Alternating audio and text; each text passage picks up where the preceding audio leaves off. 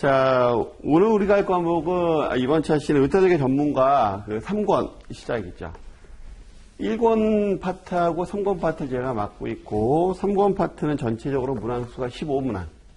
예, 전체적으로 크게 뭐 어렵지는 않은데 안쪽에서 이게 찾기가 쉽지 않은 문제들이 꽤 나와요. 그러니까 안단에 들어가 있는 문제이면서도 우리가 이제 시험 자체가 오픈북이다 보니까 상당히 안쪽에서 나와 있는 문제들도 상당히 내거든요. 그러니까 그걸 잘 찾아 들어가는 게 가장 중요하다고 얘기했고, 그 다음에 시험과 더불어서 전체적으로 이 과목이 어떤 내용들을 담고 있는지, 그리고 은퇴설계 전문가로서 어떤 생각들을 해야 되는지를 굉장히 잘 보여주고 있는 그런 책이다라고 보시면 되고요. 자, 은퇴설계 상담과 비재무적 요소 쪽에 해당하는 쪽에 보시면 우선 차례 쪽에 목차, 한번 목차를 잠깐 보면 노년화과 에이징, 과연 노년을 어떻게 볼 것이냐라는 부분에 대해서, 그리고 나이 드림에 대해서 어떻게 대응할 것이냐, 나이 드림이 과연 행복한 걸까, 뭐 이런 부분들도 좀 고민하게 만드는 그런 형태고요. 가치 디자인, 가치 디자인과 관련해서는 사람이 삶의 어떤 가치관과 그다음 목표, 그래서 뭐 자존감이라고 얘기하잖아요. 우리 교재에서 뭐 자존감이라는 얘기는 없는데 자존감과 관련되는 이야기, 그런 것들이 잘 갖춰져 있어야 행복한 노후를 또 보낼 수 있으니까 그런 이야기들을 몇 가지 테마를 가지고 하고 있어요. 그 다음에 잡 디자인. 잡 디자인이다라고 하게 되면 일단 일과 관련되는 부분이고, 은퇴 설계의 비재무적 요소 쪽에 잡 디자인이 들어가 있는 게 조금 이상하실 수도 있는데, 우리가 현역 시절의 직업이다라고 하게 되면, 기본적으로 소득 활동을 해서 어떻게 먹고 사느냐라는 부분이 가장 중요했다라고 하게 되면, 은퇴에 있어서 직업의 개념은 조금 달라요. 삶의 어떤 풍요로움을 위해서 일을 하는 경우도 있고, 물론 이제 생계 유지를 위해서 하는 경우도 많이 있지만, 그러니까 다양한 니즈가 있기 때문에, 그래서 비재무적 요소인 부분도 상당 부분 들어가죠. 그러니까 그 잡 디자인 부분에 대한 이야기, 그리고 주거 디자인. 나이가 들게 되면 통상적으로 사람들은 많은 변화를 원하지는 않아요. 그래서 기존에 있었던 주택에서 거하고 싶고, 그 주택 안에서 모든 걸 해결하고 싶은 게 굉장히 많기 때문에, 그래서 그 주택에 관한 얘기, 그러다 보면 이제 유니버셜 디자인이나 이런 부분들, 베리어프리나 이런 형태들의 어떤 주거 형태들도 좀 얘기가 될 거고요. 관계 디자인. 일명 우리가 우테크라고 얘기를 할 수도 있는데, 관계를 어떻게 형성하느냐라는 부분이 기존에 이제 특히 남성분들 같은 경우에 보면 사회적인 관계가 은퇴 전에 있었다라고 하게 되면 이제는 그 이후에는 사회적인 관계가 다 거의 끊어지잖아요. 그렇지? 그리고 이제 지역적인 관계와 그 다음에 이제 가족 간의 관계, 이런 부분으로 이제 이어지기 때문에 그런 것들을 어떻게 잘해야 될 것이냐라는 이야기들이 있고요. 라이프 디자인, 건강이나 여가, 웰다잉, 어떻게 하면 행복하게 죽을 수 있느냐. 이제 은퇴 설계이기 때문에 활동기와 그 다음에 회상기를 거쳐서 간병기라는 시기에 들어서게 되면 어떻게 하면 행복하게 내가 생활을 마감할 수 있는지라는 부분에 대한 고민도 하게 되거든요. 그런 얘기들. 그 다음에 이제 2장 쪽에서는 은퇴설계 프로세서별 은퇴설계 상담 실무에서 관계 정립, 그리고 질문과 경청, 그 다음에 정보 수집이나 파악, 그 다음에 제안, 그리고 모니터링, 이런 부분을 해서 어떻게 고객들하고 이야기를 시작을 하고 어떤 정보를 수집하고 어떻게 이끌어 나가고 하는 부분들에 대해서 상세히 나와 있어요. 그 다음 세대별 은퇴설계 상담 쪽에서는 라이프 사이클에 의한 상담, 그 다음에 에코 세대, 그 다음 중간 세대, 베이비붐 세대와 관련해서 지금 현재 은퇴를 맞이하고 있거나 또는 은퇴를 했거나 또는 이제 조만간 은퇴에 다가오게 될 그런 세대들이죠. 그런 세대들에 대한 이야기들을 좀 하고 있다.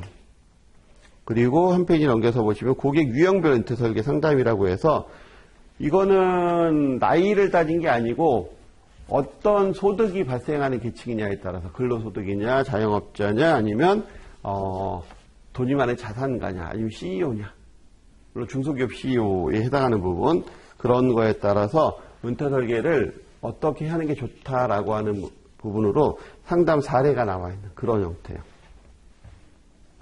그러니까 책 전체적으로는 포괄적인 이야기들이 많이 나와 있고 그 안에 세부적인 어떤 이야기들을 오밀조밀하게 만들어 놓은 부분인데 시험은 전체적으로 다시 한번 말씀드리지만 그 안에서 좀 안쪽 구석에서 좀 나오는 경향들도 좀 있어요.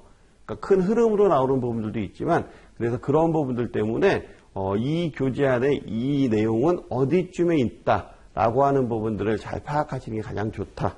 그래서 저희도 보면서 구석구석 내용도 좀 살펴보고 큰 흐름으로 좀 살펴보고 하는 걸로 갖고 가겠습니다. 자, 그러면 제1절 노년학과 에이징.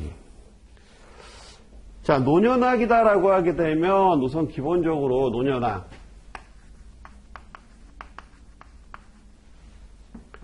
뒤쪽에서 이제 다 나올 얘기지만 잠깐 먼저 해보게 되면 얘기를 좀 정리를 해보면 노년학이다라고 하게 되면 제일 먼저 노년학은 뭐부터 시작을 했을까요? 신체에 대한 얘기부터 시작을 했어요. 신체. 사람은 왜 늙는지, 세포가 왜 죽는지 이것부터. 사람이 왜 나이가 들면은 기력이 없는지 뭐 이런 걸 연구하기 시작한 게 이제 노년학이다. 근데 이게 점점점 발전하면서 이제 재무적인 부분, 비재무적 부분, 자, 구분에 대한 고민도 하게 되고 그러면서 이제 종합적인 이야기를 하게 되는, 종합적 설계를 하게 되는 그런 거에 대한 이야기들로 이제 발전을 하게 돼요. 노년학이. 그래서 단순히 신체에 관련되는 부분만이 아니고 여러 가지 이야기들을 하게 되는 부분. 그 다음에 에이징이다라고 하게 되면 사람들은 나이 먹게 되면 기본적으로 어떻죠? 나이. 우리 나이에 대해서 잠깐 한번 얘기를 한번 해보자고요. 나이. 사람이 나이가 먹는다라고 하게 되면 좋은 기분일까 나쁜 기분일까? 사실 좋은 기분도 나쁜 기분도 들면 안 될 것 같아, 내가 보기엔. 왜냐면 나이 든다라고 하는 부분은 기본적으로 언제부터 나이가 들죠? 우리가 언제부터 나이가 먹었다고 생각을 하죠? 20대 넘어서? 30대 넘어서? 40대 넘어서? 아니야. 태어나면서부터 사람은 나이가 먹어요. 근데 이상하게 일정 연령대 이상이 지나가게 되면 사람들은 나이가 먹었다는 거에 대한 저항감이 생기게 되고 그거에 대해서 반발력은 안티에이징이라는 얘기가 굉장히 다양하게 나오게 되고 그러면서 나이에 대한 차별이 있기 시작을 해요. 그래서 저는 세상에서 차별, 3대 차별이다라고 가끔 얘기하는 성차별, 인종차별, 그 다음에 연령차별도 세계적으로 유명한 차별인 것 같아요. 그렇게 차별이 있게 되는 부분. 그럼 나이에 대한 부분도 좀 우리가 살펴보자라는 거죠. 나이에 대한 것도. 그래서 노년학에 대한 부분. 나이가 드는 게 어떤 건지, 그리고 나이란 과연 어떤 건지 그런 부분에 대해서 좀 살펴보자. 그리고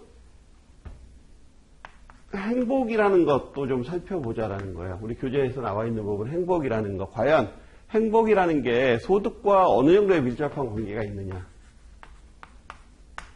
소득이 늘어나면 꾸준히 행복할까? 얘는 체감할까? 아니면 그냥 계속해서 체감하지 않을까? 그러면 체감한다 그러면 어느 정도 선에서 체감할까? 뭐 이런 것들을 연구한 것들에 대해서 이야기를 좀 해요. 그래서 전체적으로 이런 이야기들을 우리가 이제 1장의 1절 쪽에서 하고 있는데 한번 보죠. 초창기 재무설계. 은퇴 설계와 관련되는 초창기 재무설계는 바로 옆에 개인 재무 목표 달성에 필요한 재무적 관심사. 그러니까 초창기 재무설계는 재무적 관심사를 다루는 일련의 과정이었지만 현대에 와서 인생 목표 달성이 필요한 재무적, 비재무적 관심사. 그래서 초창기의 재무 목표, 은퇴와 관련돼서 우리가 재무 설계를 한다. 근데 이거는 은퇴와 관련된 재무 설계뿐만이 아니고 모든 재무 설계들이 초창기에는 돈에 대한 이야기를 했어요. 돈. 그러니까 재무적인 거에 대한 이야기만 했었다라는 거지. 근데 요즘에는 좀 바뀌었어. 바뀌어서 어떻게 바뀌었다? 인생 전체. 그래서 노년학뿐만이 아니고 재무적, 비재무적 부분을 전부 다 고려하는 인생 목표와 관련되는 부분. 그래서 요즘에는 어떤 재무 설계다라고 얘기할 때 이걸 많이 얘기해요. 우리가 다음 차시 배울 목표. 그리고 가치에 대한 이야기를 많이 하죠. 저는 그래서 전체적으로 이게 뭐하고 통하는 거다라고 보면 저는 좀 자존감하고 통한다라고 많은 얘기를 하는데 저 자존감이라는 부분은 우리 교재 쪽에는 없는 얘기예요. 근데 저는 이걸 다 정리하면 자존감이지 않을까라는 생각을 해요. 그래서 이거는 아니다라는 거지. 이거는 아니고 자존감과 관련되는 부분이지 않을까라는 생각을 해요. 자, 어쨌든 교재로 돌아와서 5번째 줄에 최종 목표가 재무 목표에서 인생 목표로 그렇게 바뀌었고 비재무적인 영역까지 넓어졌다. 그래서 비재무적인 부분도 고민해야 된다. 재무 설계의 범위가 예전보다 커지고 넓어진 것은 시대의 상황과 고객의 니즈가 변했기 때문이다. 대부분의 국가에서 경제적 성장은 오랫동안 사람들의 삶의 질을 측정하는 요소로 여겨져 왔다. 하지만 경제 성장이 이루어졌음에도 불구하고 사람들은 별로 행복하지 않았다라는 거지. 여러 가지 사회적 문제가 존재한다. 그래서 경제 성장만큼 경제가 성장한 만큼 사람들의 삶에 대한 만족도가 비례해서 높아진 것은 아니다. 그러면 여기서 한 가지 테마, 경제 성장, 즉 소득이 높아졌다고 행복이 비례해서 높아지는 것은 아니다라는 테마는 나왔어요. 그렇죠? 현실이 이러다 보니 양적인 측면을 강조한 GDP의 한계를 보완하고 그 다음 삶의 질적인 측면에서 반영할 수 있는 새로운 지표를 필요로 했고, 그래서 두 줄 내려가서 보시면 OECD는 웰빙 지수라는 것을 고민을 했고, 바로 밑에 당신의 행복 지수라는 것을 발표를 했고, 그래서 바로 밑에 OECD의 행복 지수를 측정하기 위해서 소득은 물론 굉장히 다양한 건강, 주거, 교육, 공동체 이런 부분들도 다양하게 포함시켜서 조사를 좀 해봤다라는 거죠. 그랬더니 사람들의 행복을 결정하는 요소로는 돈도 중요하지만 돈 이외에 비재무적인 요소 역시 크다. 그래서 바로 밑에 행복 지수를 보니까 우리나라가 OECD에서 상당히 괜찮은 소득 수준을 갖고 있는 나라로 평가가 되는데, 행복도 조사를 따져보니까 40개국 중에서 30위래. 40개국 중에서 우리나라가 30위. 그러면 꽤 만족도가 높지 않은 나라죠. 그렇죠? 그래서 이런 것도 시험에, 이런 게 시험에 나와요. 이런 게. 보면. 거기 보면 표 1-1에 보시게 되면 거기 한국에 대한 순위가 나오는데, 주거, 소득, 그 다음에 직업, 공동체, 그리고 교육, 환경, 시민 참여, 건강, 삶의 만족, 안전, 일과 삶의 균형.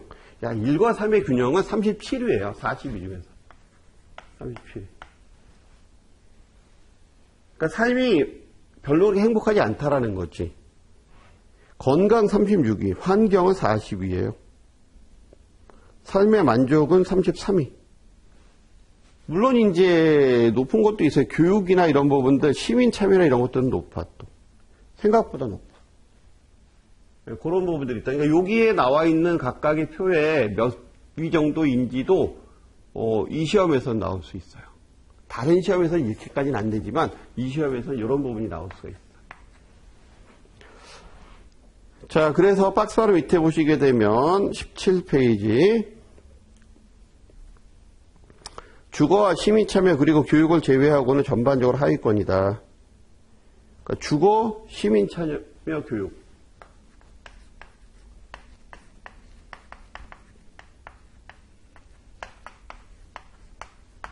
요거는 하위권이 아니다라는 거예요. 그렇죠? 전반적으로 하위권이다.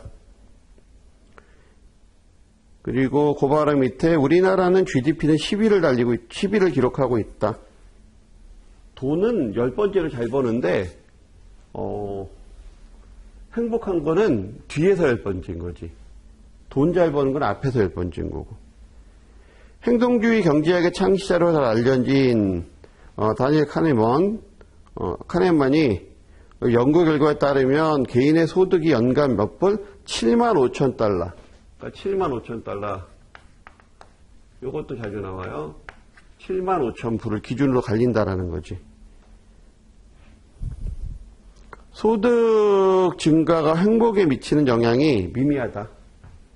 그래서 7만 5천 달러 이상이 넘어갔을 때 행복도도 똑같이 이렇게 올라가냐? 아니다. 이렇게 이제 올라가는 거죠. 그래서 체감한다라는 거죠. 행복도는 체감한다. 7만 5천 불을 기준으로 행복도는 체감하더라.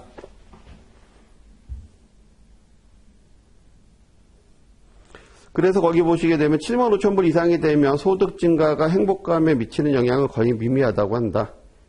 일정 정도의 경제 성장을 이룬 개인이나 사회일수록 삶의 질이나 행복감을 높이는 데에는 비재무적인 요소가 역할이 더 중요하다. 그래서 우리가 그러다 보니까 재무적인 부분만 따질 게 아닌데 이제 뭘 따져봐야 돼? 비재무적인 부분을 따져봐야 돼 라고 얘기를 하는 거예요. 사람이 소득이 높아질수록 계속해서 행복감도 같이 비례해서 높아진다라고 하면 사실 얘를 따질 필요는 없거든. 그렇죠? 사람은 행복하기 위해서 사는 거니까. 근데 그렇지 않더라라는 거지. 그래서 한 페이지 넘겨보시면 은퇴 설계는 주된 경제활동으로서 완전히 물러나는 것이다. 주된 경제활동에서 물러남으로써 생겨난 공간은 당연히 비재무적 영역으로 채워야 된다. 그래서 보게 되면 서로 은퇴 후에 일을 하더라도 은퇴 이전만큼 시간과 에너지를 투자하지는 않는다라는 거죠. 그러니까 주된 소득원에서 우리가 하는 은퇴 설계를 많은 교재에서 이렇게 얘기해요. 주된 소득 활동에서 물러나고 그 다음에 좀 요거보다 작은, 그래서 요거보다 규모가 작은, 규모면에서 작은 소득 활동을 하고, 그리고 다시 또 그거보다 작은 소득 활동을 하고, 그러다가 이제 아르바이트를 거쳐서 실질적으로 이제 일을 안 하게 되는 그런 단계별, 이런 단계를 거쳐 나가는 그런 이제 시기를 맞이한다라고 얘기하는데, 그리고 요 시기마다 시간이 더 많이 남을 거잖아요. 그렇죠? 그러면 이 시간이 남는 시기들을 뭘로 해결할 거냐? 비재무적 요소로 해결해야 된다라는 거죠. 근데 바로 밑에 은퇴 후에 일을 한다 손 치더라도 은퇴 이전만큼 시간과 에너지 투자하는 경우는 드물다라는 거. 그리고 두 줄 내려가서 보시면, 그리고 무엇보다도 건강해야 된다. 건강에 대한 이야기죠. 이제 우리가 뒤쪽에서 이제 건강에 대한 건 하나의 테마로 갖고 얘기를 하겠지만, 건강에 대한 이야기를 한다. 그 다음에 다른 가족과의 새로운 관계 정립이 필요하다. 관계에 대한 부분도 고민해야 된다. 그리고 바로 밑에 일과 여가 활동에 대한 균형. 일과 여가에 대한 균형도 좀 고민하자. 건강이다라고 하게 되면 기본적으로 우리나라 사람들 보면 건강에 대한 부분은 굉장히 많이 신경을 쓰는 편이기는 해요. 근데 은퇴 이후 여러분들도 아마 옆에 분들한테 아마 여쭤보셔도 되고 고객들하고 이야기하다 보면 건강에 대한 이야기를 많이 하죠. 근데 건강에 대한 신경을 되게 많이 써. 이유가 뭘까? 좀 안타까운 이야기이긴 한데 건강에 대해서 많이 신경 쓰는 이유 중에 상당한 이유는 이것 때문에 신경을 써요. 돈 때문에. 돈도 없는데 건강이라도 해야지, 안 아파야지라는 얘기를 굉장히 많이 들을 거예요. 그래서 돈이 많으니까 행복하게 살기 위해서 내가 건강할 거야 라고 하는 것보다는 상당히 많은 분들이 여러분들이 은퇴설계 전문가 과정을 거쳐서 이제 상담을 하고 그분들의 은퇴를 책임져야 되잖아요. 그렇죠? 그렇기 때문에 그렇다라고 하게 되면 잘 기억하셔야 되는 게 건강하고 싶어하는 니즈 중에다 상당 부분은 돈이 없어서 건강하고 싶은 거야. 건강이라도 해야 돈이 덜 들어가니까. 라고 생각하시는 분들 상당히 많아. 그러다 보니까 건강해야지라고 하면서도 별로 행복하지 않은 거지. 나는 행복하게 건강할 거야 보다는 나는 건강이라도 해야 돼. 라는 쪽에 대한 적분이 많기 때문에. 그래서 그런 부분도 좀 우리가 고민을 해야 될 상황이에요. 이런 것들도. 관계 같은 경우에는 뒤에 가서 나중에 우리가 얘기를 하겠지만 특히 한국의 남성분들 같은 경우에는 대부분의 시간을 사회활동을 하면서 보내면서 가족과의 관계에 대한 어떤 관계 설정이 굉장히 미숙해요. 그래서 그런 관계 설정이 미숙하다 보니까 그동안은 직장 생활하면서 별로 안 마주쳤을 거잖아. 가족들하고, 그렇죠? 그러다가 이제 가족들하고 많은 시간을 보내게 되는 시간이 오게 되면 여기서부터는 이제 가족 간의 트러블이 상당히 심하게 일어나죠. 그래서 이 부분이 문제가 되잖아. 뒤에서 하겠지만은 다 뒤에서 해요. 나중에 황혼이혼과 같은 부분에 문제가 돼요. 그래서 가족의 붕괴가 상당히 졸혼 뭐 이런 것들이 나오는 이유가 뭐겠어. 일과 여가에 대한 균형도 상당히 깨지게 되고 그런 부분들이 문제가 되죠. 노년학. 노년학, 바로 제로톨리지라고 명명하는데 초기 노년학은 인간 노화와 관련되는 원인과 결과를 따지는 거였다. 그런 과학적인 연구 분야였다라는 거죠. 그리고 바로 밑에 현대에 이르러 노년학은 노년 그 자체를 연구하는 것에 그치지 않고 인간의 노화와 관련해서 여러 가지 현상을 포괄적으로 연구하는 것. 좀 포괄적이 됐다. 그래서 노년학을 옆에 표에서 그림 1-1에서 보면 굉장히 다양한 걸 따지죠, 이제.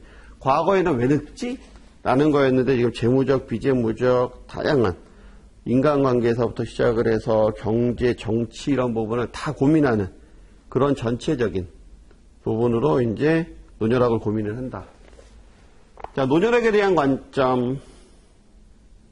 신체적 측면, 심리적 측면, 사회적 측면에서 구분할 수 있다.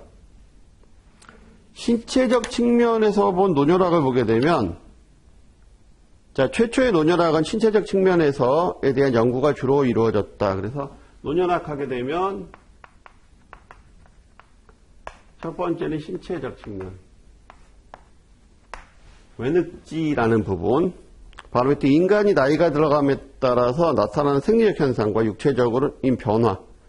이런 것들이었고요. 두 줄 내려가서 보시면 생물학이나 의학, 간호학 등에서 주로 담당하는 영역. 대부분의 연구 결과 신체의 나이는 유전적, 환경 요인에 따라서 개인차가 심한 것으로 나타났다.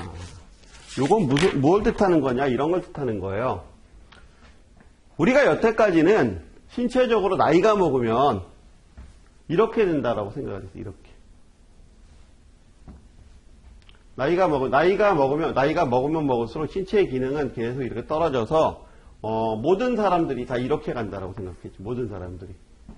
근데 안 그렇다라는 거지.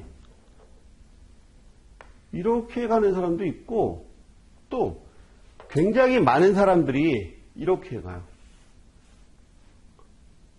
99세까지 팔팔하게 사시다가 하나 둘 셋 하고 돌아가시는 분들도 상당히 많다라는 거예요. 그러니까 우리가 신체적으로 보면 나이가 들면 계속해서 노쇠해서 이렇게 계속해서 꺾인다라고 생각하는 게 이렇게 꺾이진 않더라는 거죠. 이렇게 올라갔다 이렇게 완만하게 꺾일 수도 있고 뭐 다양한 형태를 갖고 간다라는 거예요.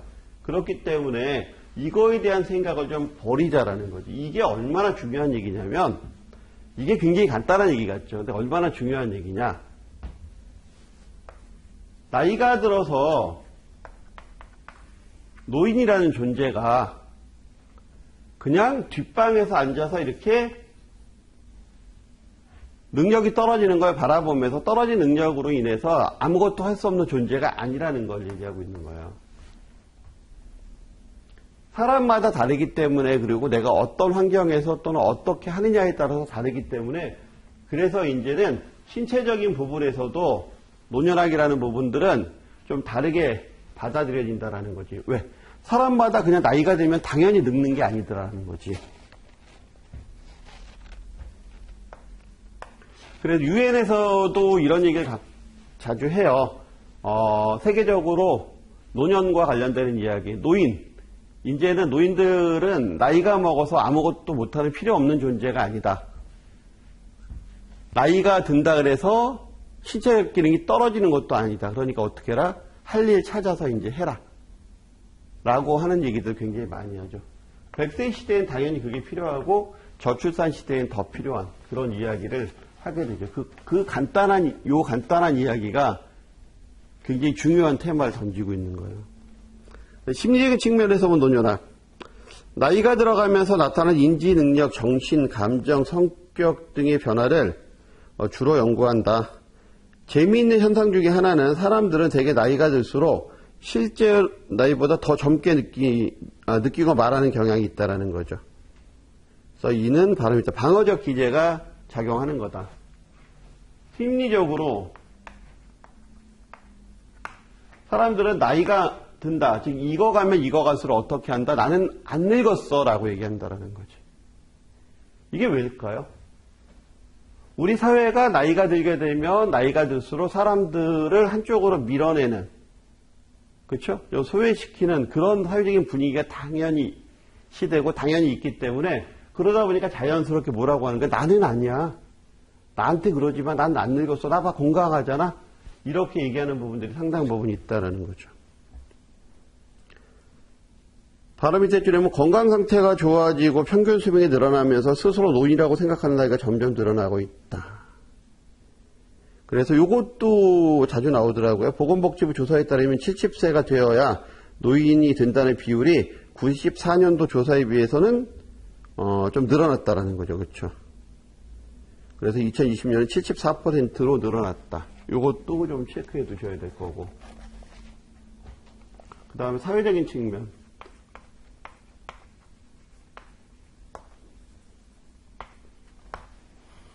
사회적인 측면에서 노년학을 바라보는 부분을 이야기하려면 이 부분을 먼저 이야기를 다시 한번 좀 해야 될 거예요. 신체적인 측면에서. 나이가 든다. 나이가 들면은 나빠지는 게 뭘까요? 물론 체력적으로 좀 떨어지기는 해. 근데 그걸 운동하기에 따라서 전혀 다른 결과를 갖고 올 수도 있어. 젊은 사람들이 골골하신 분들도 많잖아요. 그렇죠? 근데 우리가 나이가 들었다라고 했을 때 가장 대표적으로 얘기하는 게 기억력을 얘기하거든. 나이가 들어서 그런지 기억이 잘 안 나. 나이가 먹어서 그런가? 기억력이 자꾸 떨어져. 그거 나이가 먹어서 그래요. 이런 얘기 많이 하잖아요. 그렇죠? 근데 인간의 뇌는 우리 교재에서 안 나온 내용이에요. 인간의 뇌는 나이가 먹으면서 기억력은 조금 떨어지는 부분이 있지만 근데 뭐가 좋아지냐면 인지 능력이 좋아져요. 인지 능력은 올라가요. 또 포용력도 올라가고. 이게 뭘 뜻하는 거냐면 다르게 발달한다는 거지. 다르게 발전한다는 거. 그러니까 얘가 이쪽으로만 성장을 했었던 게 좀 줄어들면서 다른 거에 성장을 한다라고 받아들이시면 돼요. 그래서 나이가 들면은 뇌가 퇴화되고 이런 게 아니고 다른 쪽으로 발전을 한다. 다른 쪽으로 발달한다라고 보시게 되면 전혀 다른 생각을 할 수가 있지. 실질적으로 이렇게 돼요. 나이가 먹게 되면 저분은 확실히 나이가 드셔서 그런지 포용력도 있고 아무래도 생각하시는 게 넓어 라고 얘기하잖아요. 그게 왜 그럴까? 아는 게 많아져서? 물론 그런 것도 있겠지만은 그렇게 변하는 거예요. 기억력은 좀 줄어들면서 그렇게 전체적으로 좀 균형을 맞춰 나간다라고 보면 되겠지. 사회적 측면에서 바라본 노년학, 사회적 측면. 자, 사회적 측면에서 보게 되면 두 번째, 현대에 올수록 중요성이 더욱 부과되고 있는 분야.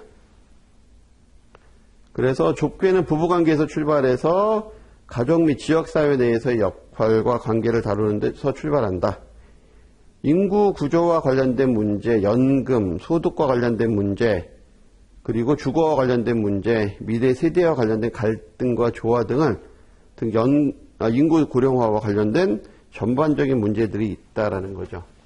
사회적으로 보게 되면 전체적으로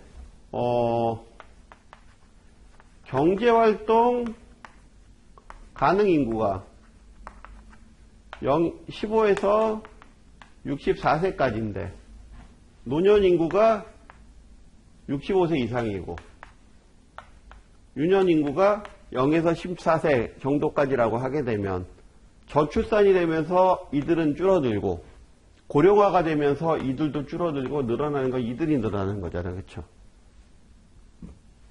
그러면 경제활동도 상당히 다르게 이루어져야 되겠죠. 뭐 이런 부분서부터 시작을 해서 직장을 그만두고 또는 직장에서 시간이 줄어들고 대신에 지역사회와 가족 간의 관계가 더 많이 이루어지는 관계 형성과 관련돼서 많은 이야기들이 이제 이루어진다라는 거지, 여기서. 이런 것들을 또 고민하는 거. 그래서 노년학이라는 거는 과거에는 이 부분만 따졌는데 지금은 심리적, 사회적 측면까지 좀 골고루 살펴보는 학문이 됐다. 그러니까 인생 전반에 보면 된다라는 거겠죠. 그렇죠? 자, 노년학의 성립과 발달 과정.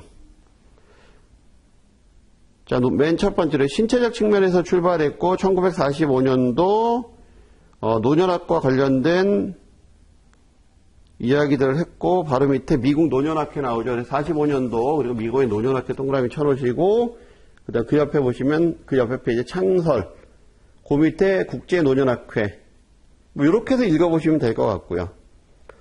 1965년도 미국의 고령자에 관련되는 법률 제정됐는데 동법률 중노년학에 대한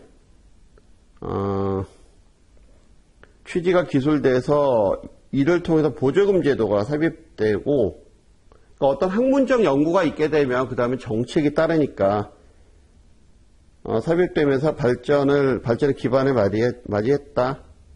그리고 바로 밑에 금융업계에서는 금융노년학을 도입했고요. 그 다음에 그 두 줄 내려서 한국의 우리나라의 노년학 연구는 한국노인병학회에서 시작을 했고 그 다음에 바로 밑에 81년도에 회원국으로 가입하고 그 다음에 90년도에 노년학회가 발족을 했고 그리고 맨 밑에 81년도에는 노인복지법이 제정이 됐다. 그래서 전반적으로 이제 노인복지와 관련된 부분이 법률을 통해서 어떤 기반을 맞이하고 진행 중이다라는 거고요.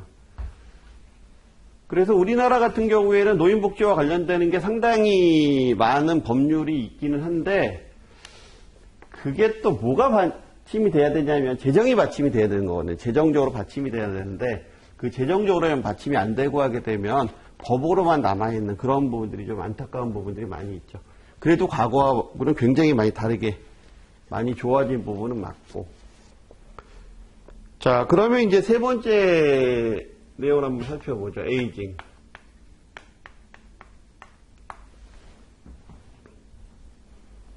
에이징 하게 되면은 생각나는 거 안티에이징, 그쵸? 그래서 화장품 선전이나 이런 보면 안티에이징 많이 나오잖아요.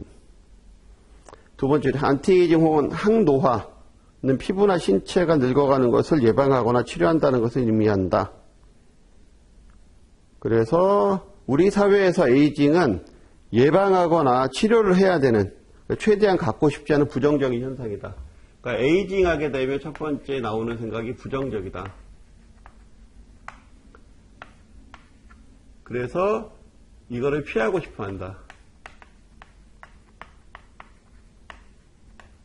근데 이게 피해지냐고. 문제는 안 피해지잖아. 에이징에 대한 이런 반응은 늙음이나 노화에 대한 이미지와 무관하지 않다. 즉 나이가 먹는다라는 거는 아까 얘기했듯이 이런 개념으로 받아들이면 그렇게 될 수 있어요. 이런 개념으로 받아들이면. 이런 개념이 아닌데. 두 줄 내려가서 보시면 에이징은 예방하고 그 다음에 치료해야 될 현상이 아니라 자연스럽게 받아들여내는 과정이다. 늙음이나 노화를 뜻한다고 해석하기보다는 그래서 에이징은 뭘로 해석하는 게 좋다. 나이 든.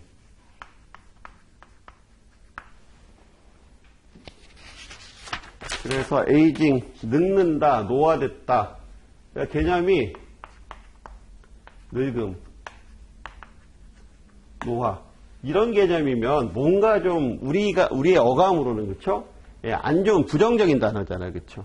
그런데 나이듦이라는 단어는 나이가 드는 건 언제부터 드는 거예요? 0세서부터 드는 거예요. 태어나자마자부터 나이는 든 거기 때문에. 그래서 한 페이지 넘겨보시면 노화는 언제서부터 시작되느냐. 우리가 노화가 언제서부터 시작되느냐라고 얘기하게 되면 사람들은 대부분 뭐라고 얘기한다? 젊음이 끝나면서 노화가 시작된다라고 얘기한다라는 거죠. 그래서 한 30대 먹으면서 내가 주름도 많이 생기고 나이가 드는 것 같아. 뭐 이렇게 얘기를 하거나 뭐 40대 되면서 뭐 이런 식으로 얘기하는데 그게 아니다라는 거지. 나이 들면 영세 태어나면서부터 시작을 한다라는 거예요.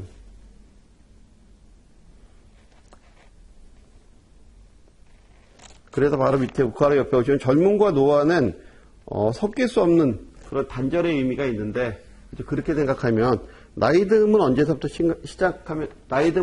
시작할까라고 하는 생각을 하게 되면 그거에 대한 생각은 바뀔 거다라는 거지. 나이 듦이란 건 태어날 때서부터 시작을 하는 거니까. 그럼에도 불구하고 두 번째 줄에 에이징만큼이나 나이에 대한 고정관념 또한 만만치 않다. 그래서 이 부분이 상당히 우리가 해결을 해야 될 과제다라는 부분이고요. 그런 것 같아요, 진짜. 나중에 이제 잡에 대한 얘기를 할 때 제가 이제 다시 한번 얘기를 하겠지만 지금 우리 한번 생각을 한번 해보자고요. 여러분들은 대부분 지금 젊으신 분들이잖아요. 그렇죠? 이 강의를 들으시는 분들은 대부분의 경우 젊으신 분들이 강의를 듣는데 그럼 여러분들의 능력하고 여러분들이 현재 갖고 있는 능력하고 그 다음에 은퇴하신 분이 갖고 있는 능력의 차이는 어떨까요?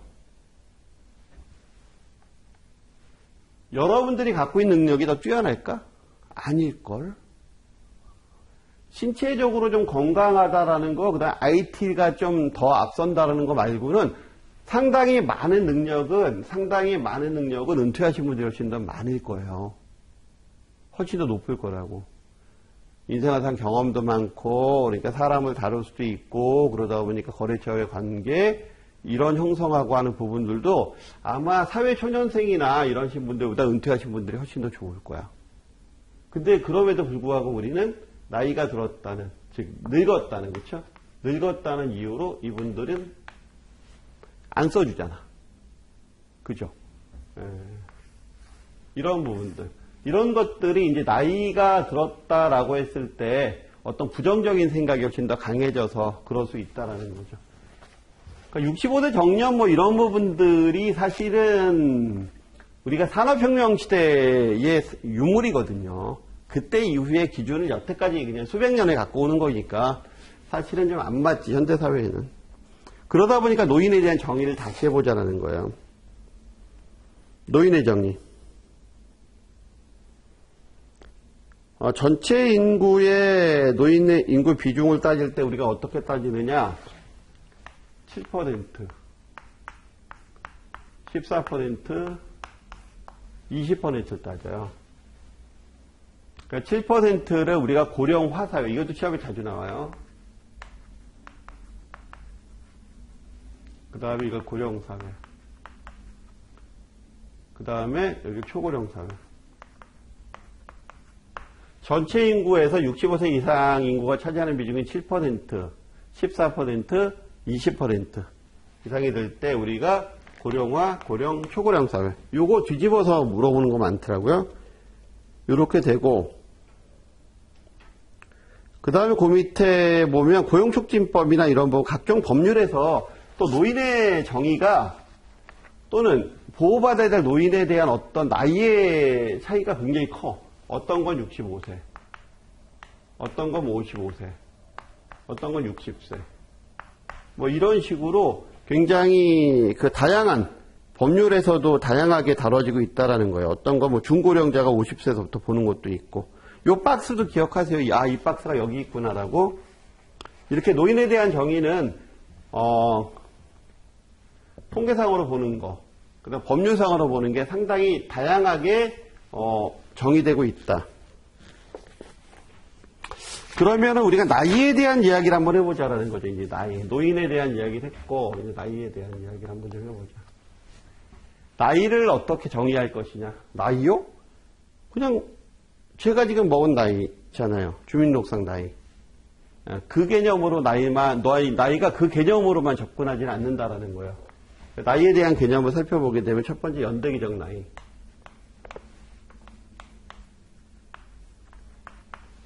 연대기적 나이는 말 그대로 우리 주민등록상 나이예요. 그렇기 때문에 어떤 모든 문서나 이런 거를 작성하거나 할 때 기준이 되는 나이지. 그래서 보게 되면 생활 나이라고도 한다. 그러니까 연대기적 나이를 다른 말로 뭐라고 얘기한다? 이런 것도 나오겠죠. 생활 나이라고도 한다. 생년월일처럼 달력에 의해서 있는 나이. 그러니까 누구나 다 똑같이 적용되는 나이예요. 이 나이는 개인적인 능력이나 의지와는 아무런 상관없이 우리 사회의 법률적 행정 절차, 관습 이런 거에 기준이 되는 나이. 그러니까 능력이 출중해도 나이가 들면 그만둬야 되는 그런 나이. 그런 나이가 이제 연대기적 나이. 그래서 어떤 관습이나 이런 거에 중요한 기준이 된다. 관습의 기준이 되는 나이. 두 번째는 생물학적 나이.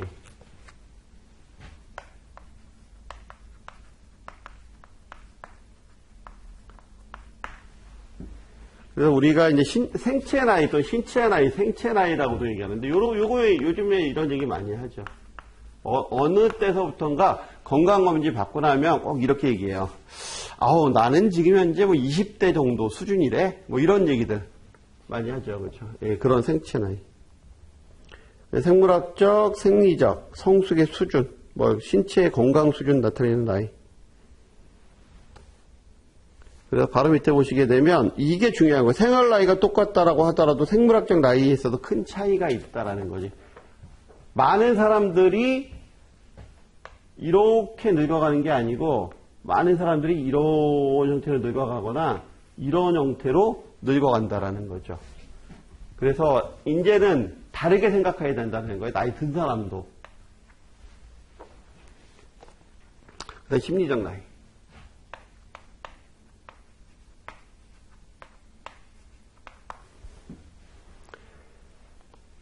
생물학적 나이가 증가함에 따라서 심리적 성숙과 적응이 동시에 이루어져서 인생의 발달 단계를 제대로 거쳐가고 있는가를 보는 나이. 심리적 나이에서는 심리적, 사회적 성숙 수준뿐만이 아니라 학습 지능, 신체적 동작 이런 부분들 다 고려한다라는 거죠. 그래서 심리학적 측면에서의 성숙 수준도 함께 고려하게 된다. 이런 얘기 많이 하죠. 쟤는 철부지야. 이건 뭐야? 실제 나이하고 심리적 나이가 좀 괴리가 좀 많다라는 거죠. 저 애 늙은이. 이런 얘기도 많이 하고요. 그렇죠? 쟤는 나이에 비해서 너무 성숙해. 아니면 나이에 비해서 하는 일이 좀 이상해. 이런 얘기들 할 때, 그렇죠? 예, 그렇게 느끼는 나이. 쟤는 저 나이 어디 가서 저렇게 행동하면 저 나이 안 보지. 이렇게 얘기하는 그런 거. 그 다음에 이제 사회적 나이. 우리를 억압하는 것 중에 하나가 또 이거죠. 어떻게 보면. 사회적 나이. 우리가 살고 있는 사회에서 하나의 규범으로 정해져 있는 그런 나이. 제가 이런 얘기를 하게 되면 꼰대라고 생각하실 수 있겠지만, 우리는 어차피 유교 문화권에 살고 있었기 때문에 많은 분들이 이런 얘기를 지금도 많이 하죠. 40이면 불혹이다. 그쵸? 예, 그 다음에 15세면 지학, 학문에 힘을 써야 되고, 20이면 약관이고, 30이면 이립이고, 40이면 불혹이고, 그 다음 50이면 지천명이고, 이런 얘기를 많이 해요. 불혹이다라는 얘기는 혹하지 않는다라는 거예요. 40 정도 나이가 되게 되면 주변에서 어떤 유혹이 있어도 혹하지 않는다. 50대가 되게 되면 지천명, 하늘의 뜻을 안다. 그래서 무엇을 해도 순리에 어긋나지 않는 그런 부분들의 나이, 그러니까 경륜이 쌓인다고 그런 나이를 얘기하는데, 그런 얘기이기도 하고 또 다른 얘기로는 이런 얘기이기도 하죠. 쟤는 지금 나이가 몇 살인데 아직까지 결혼을 안 했대? 하거나 지금 아직도 직장을 못 잡았어요? 아직도 집에만 있어? 보니까? 뭐 이런 것들, 그쵸? 일정한 나이가 되게 되면 직장 생활도 해야 되고, 그 다음에 연애도 해야 되고, 결혼도 해야 되고, 또 무언가를 해야 되는, 그쵸? 그런 사회적인 규범에 입각한 나이. 그런 나이들도 있잖아요. 그러니까 우리를 스트레스를 가장 많이 받게 하는 나이가 이건 것 같아. 우리가 살고 있는 사회에서 하나의 규범으로 정해진 나이. 그래서 보통 사회가 나이에 따라서 지위가 결정이 되고 기대감이 각각 다르게 형성이 된다. 대부분의 사람들은 이러한 사회적 기대나 요구에 맞춰서 인생 주기를 경험하게 된다. 이건 무슨 얘기일까? 대부분의 사람들은 왜 이렇게 할까? 되게 간단해요. 인류의 발달을 보게 되면, 인류의 발전을 보게 되면 기본적으로 수렵 채집 시대에서 그 다음에 농경 시대로 가고 그 다음에 수공업 시대를 거쳐서 산업화 시대에 왔잖아요. 그렇죠? 자, 산업화 시대에 오면서 대부분의 사람들은 급여를 타고 월급을 타고 공장에서 일을 하고 월급을 타고 그걸로 생활을 하고 이런 패턴들, 그리고 태어나면서 어린이집 들어가고 유치원 들어가고 그 다음에 초등학교, 중학교, 고등학교, 대학교, 대학원, 그리고 취직, 군대, 뭐 이런 패턴들이 거의 비슷하게 간다라는 거지. 그러니까 일정한 규범화시킨 그런 형태로 간다라는 거야. 그렇게 가다 보니 그런 것들 따라가는 게 또 그거에 또 맞춰서 인생을 겸황하게 되는 그런 부분들이 있다라는 거죠. 그래서 바로 밑에 줄에 보시게 되면 연령 규범은 인생의 주요한 이벤트들이 발생이 할 때를 정해주기도 한다. 한때가 아니고 할 때야. 인생에 어떤 이런 이벤트가 이 나이엔 있어야 돼라고 하는 걸 정해주는 거지. 근데 그 나이에 난 그런 이벤트가 없었어. 그러면 쟤는 좀 이상해. 이렇게 되는 거지. 사회적인 규범에서 바라보게 되면. 그래서 사회적 나이를 뭐라고 다른 걸로 얘기한다? 규정된 시간표라고 얘기한다. 그 다음에 5번째가 지각 나이.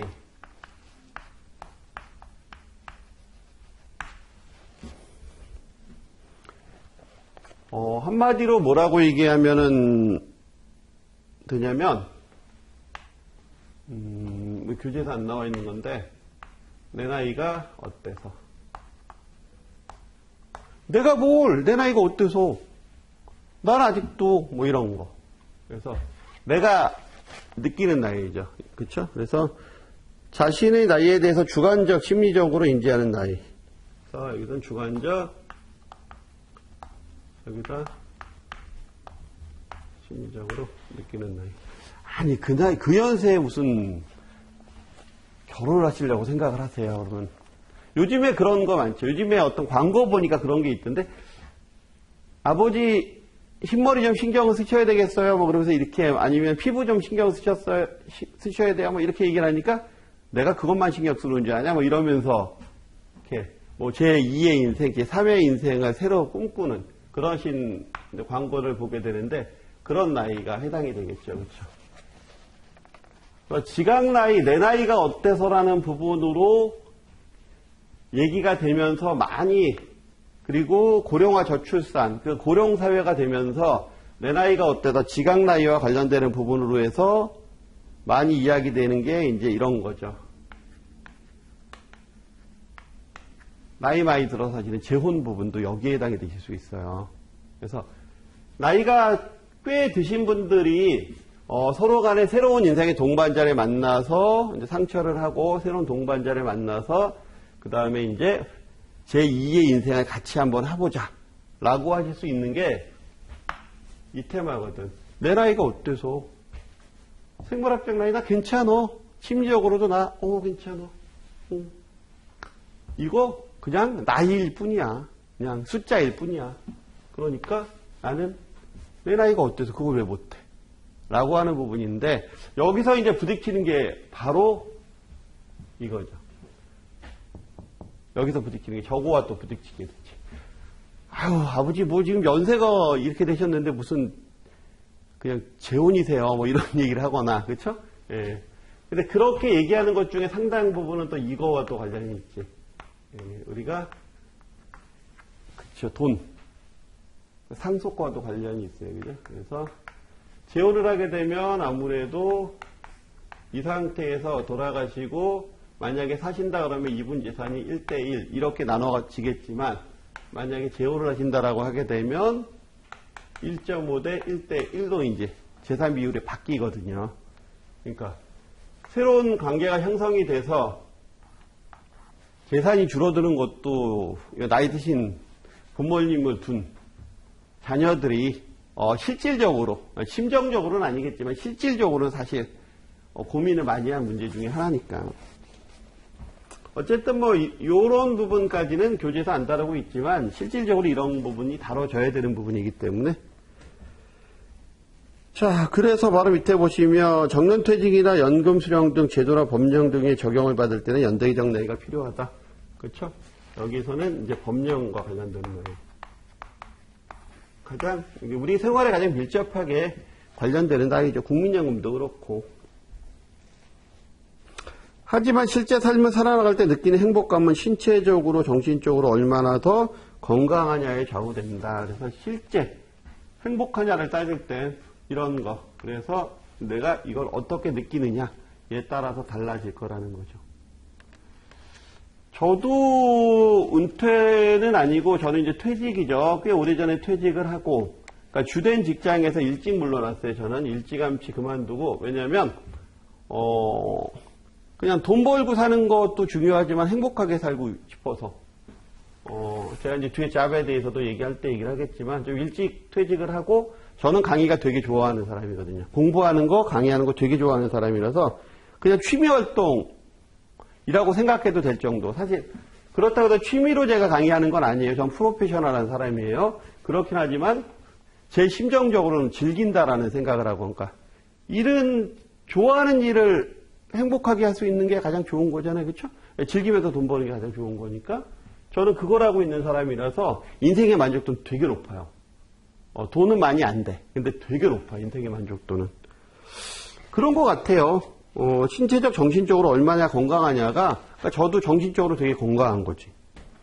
나이 듦에 대한 태도를 보니까 완성적 개성형이 있고요. 첫 번째가 완성적 개성형. 대체로 행복한 사람, 그러니까 저 같은 경우인 것 같아요. 무언가 이름의 새로운 활동을 찾아내서 자기의 삶을 재창조하는 것, 뭐 재조직하고 할 수 있는 사람. 이런 사람이 이제 완성적 개성형. 그래서 저는 이걸 유연하다라고 얘기를 하는데, 저 유연하고 뭐가 있다? 자존감이 있는 사람. 감이 있는 사람이 완성적 개성형에 해당하는 사람인 것 같아요. 자존심 센 사람은 아니고. 그래서 그 옆에 페이지에 보시면 완성적 개성형 사람들은 나이가 들어도 나이에 구애받지 않고 젊은 사람들하고 잘 어울리고. 그 다음에가 이제 방어적 개성형. 방어적 개성형이다라고 하게 되면 저는 라떼, 꼰대라고 좀 얘기하는데 방어적이다. 그 시대에 머물러 있는 사람. 성취지향적인 사람이에요. 그래서 성취지향적. 그래서 이러한 유형은 나이가 자신의 삶에 부정적인 영향을 미친다고 생각하고 계속 자기가 행복했던 시절에 머물러 있고 싶어하는 사람. 그러니까 이제 그런 사람들 우리가 라떼 또는 꼰대라고 얘기를 많이 하는 그런 형태의 이제 사람들이 여기에 들어갈 거고요. 그 다음에 수동적 의존형. 의존형. 여기는 부탁해. 그러니까 한마디로 저는 그렇게 얘기하는 부탁해. 이것 좀 해줘. 저것 좀 해줘. 뭐 이렇게. 아이고 내가 나이가 먹어서 이게 안 되는데 이것 좀 해줘. 이렇게 자기가 스스로 할 생각을 안 하고 그런 경우가 많이 보게 돼요. 나이를 핑계로 부탁해. 이렇게 하는 사람들. 수동적 의존형. 의존 욕구가 강한 사람이고요. 소극적이면서 자기가 불행하다고 여기거나 아니면 타인으로부터 도움을 받아야 된다고 생각하는. 난 나이가 먹었으니까 도움 받아야 돼. 이렇게 생각하는 사람. 그 다음에가 이제 비완성형 개성형. 아직 내가 나이 먹었다는 걸 적응을 못 하시는 분이에요. 현실적으로 인지를 못 하는 거지. 그래서 인지적 혼란스러운 거야. 이런 분들 같은 경우 이제 좌절을 느끼잖아요. 저는 그래서 좌절형이다라고도 얘기를 하는데 이렇게 나눠진다. 전체적으로 1장에서 하는 얘기는 사실 이 단어 하나하나가 어떻게 보면은 그냥 편안하게 지나갈 수 있는 그냥 통계자료 정도에 지나지 않거나 그냥 간단하게 이야기거리 할 수 있을 정도로 끝날 수도 있는 이야기지만, 은퇴 설계 전문가 과정을 다루는 그런 여러분들 입장에서는 이 하나하나에 대한 단어를 아주 깊숙이 생각을 해보셔야 돼요. 이걸 어떻게 받아들이냐에 따라서 고객 상담하고 고객을 이끌어나가는 게 전혀 달라지기 때문에.